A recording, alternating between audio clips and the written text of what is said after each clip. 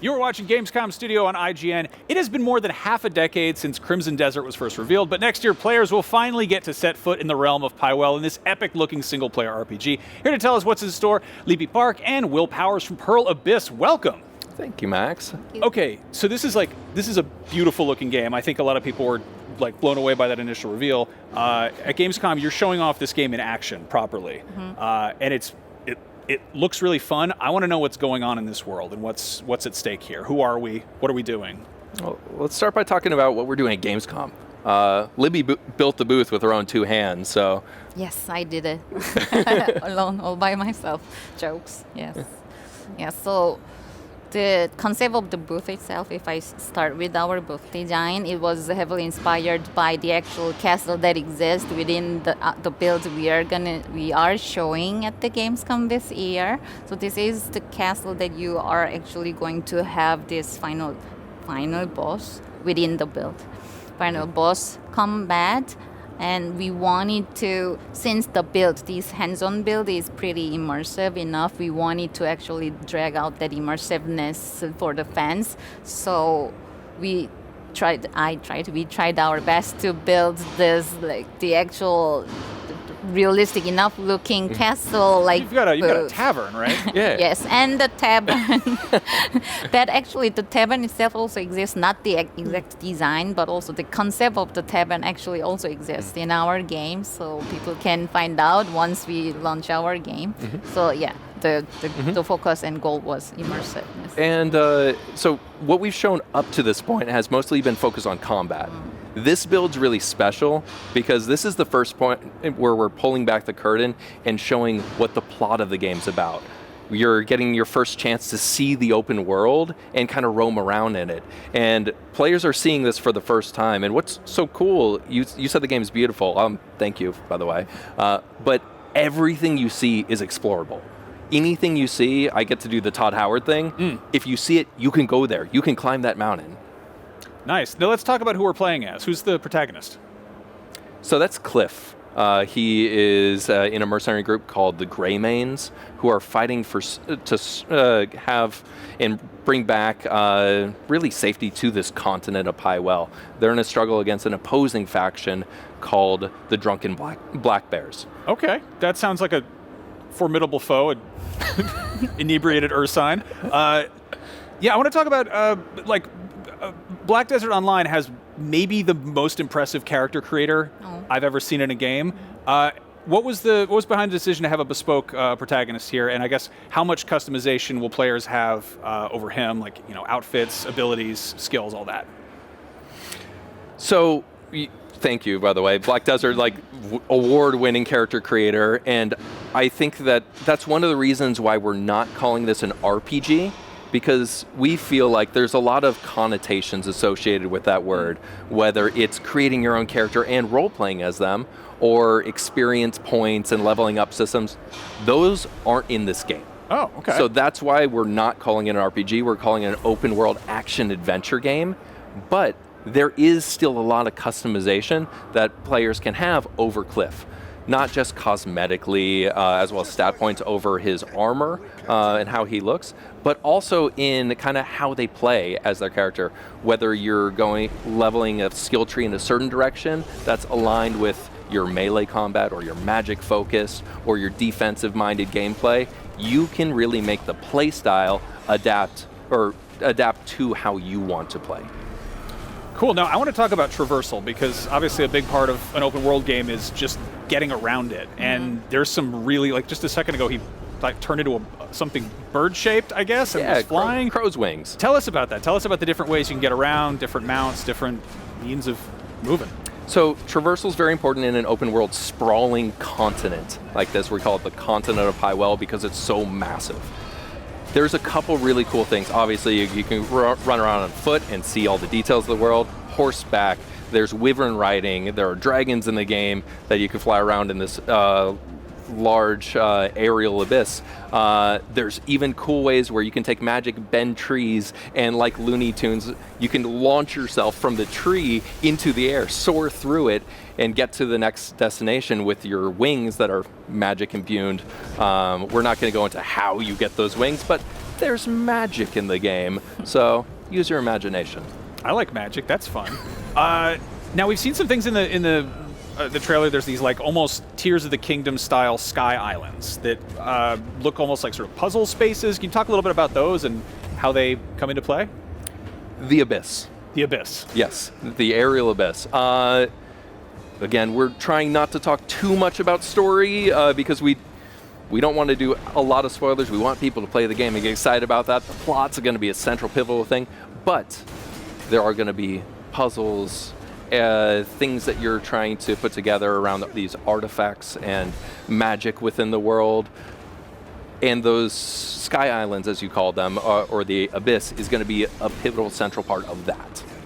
So you saw, and actually you've seen in previous B-roll, diving off the abyss and into the world.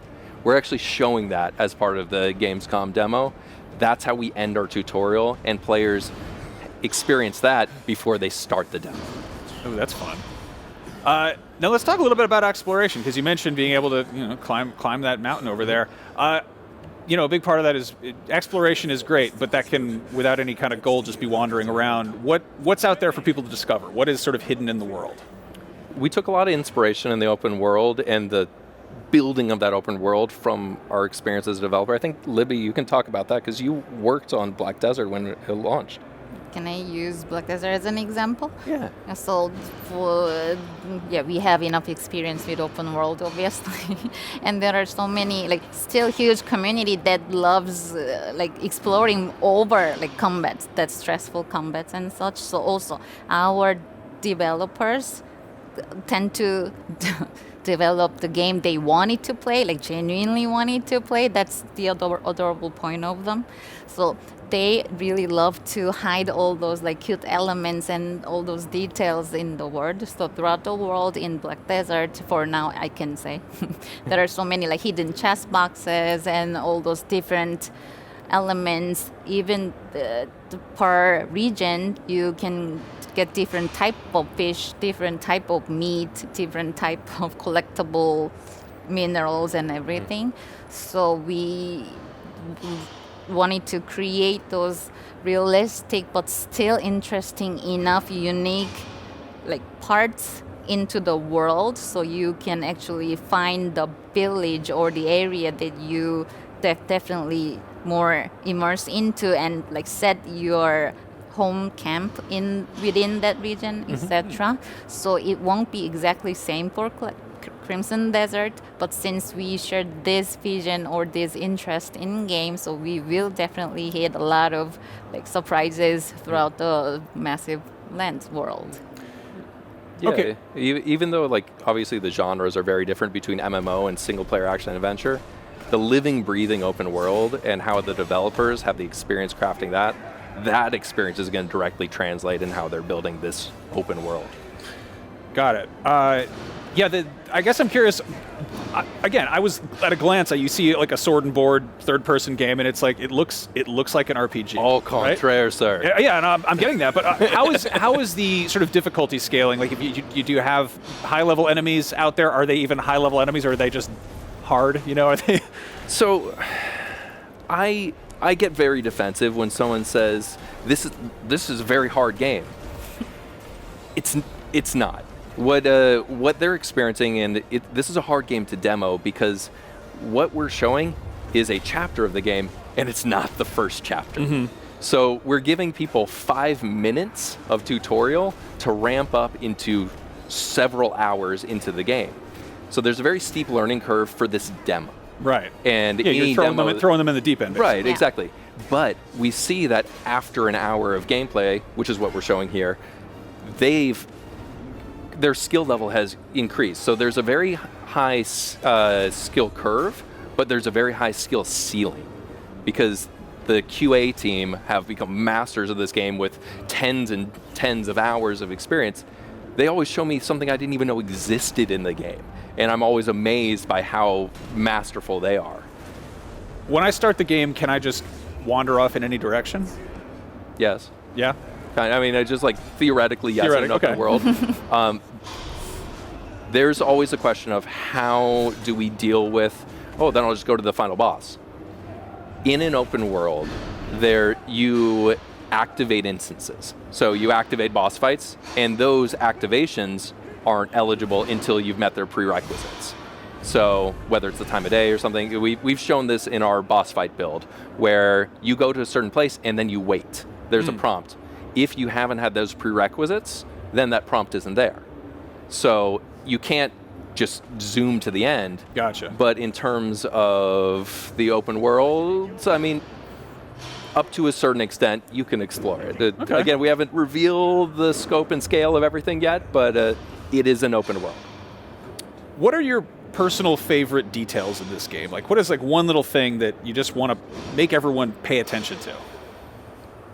I need more time. You need more time. There's so many things. I really, really love, and this, I promise this isn't a cop-out answer. We've demoed this game so many times for so many people, and because of the way that the technology and our proprietary engine works that we built this game upon, every time you load into it, the weather, the temperature, everything is different.